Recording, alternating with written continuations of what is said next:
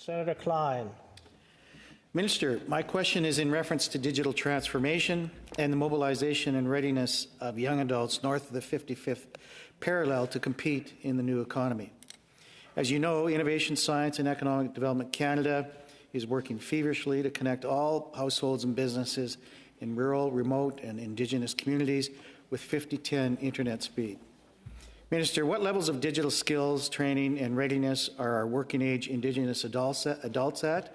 And are they ready to participate in the new economy? And what efforts are being taken to close any gaps before they widen? Minister Hajdu.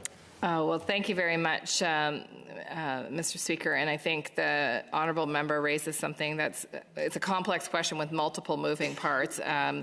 In terms of capacity of communities and our capacity as a government to close the digital divide, in fact, we've been making historic investments in broadband, but we need, again, to work with partners to do that.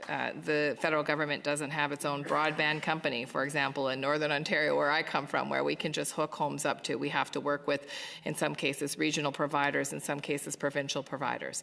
And you know, quite frankly, I think we all have work to push those regional and provincial providers to consider how they're going to be equitable in their approach with Indigenous communities and remote communities. It can be a very challenging conversation when many of those providers are looking at this through the lens of revenue and of economic feasibility rather than of equity. And so that's where I hope that our investments as a federal level will help to close that divide.